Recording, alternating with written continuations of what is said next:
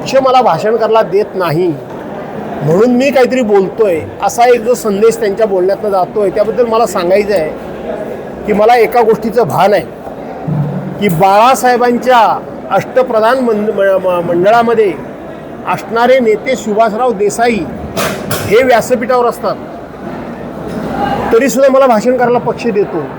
दिवाकर रावते असतात, तरीसुद्धा पक्ष मला भाषण करायला देतो. वेगवेगळे नेते असतात, तरीसुद्धा मला भाषण करायला पक्ष देतो. आणि त्याच्याही उपर आदित्यजी ठाकरे असतात, तरीसुद्धा पक्ष मला 3 नंबरला भाषण करायला देतो.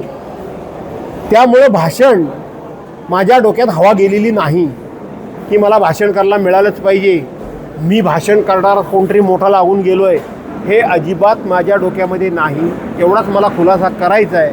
मी भाषण करायला उभा राहतो तेव्हा काही ठरवून करत नाही, उभा राहिल्यानंतर जे सुचतं ते बोलतो. त्यामुळं मला भाषण करायला दिलं नाही असा जो एक संदेश बाहेर जातोय त्याचा खुलासा व्हावा म्हणून मी सांगतोय की आदित्यजींपासून सगळे व्यासपीठावर असताना, सुभाषराव देसाई, दिवाकर रावतेंसारखे सिनियर नेते असताना मला पक्ष भाषण करायला देतो.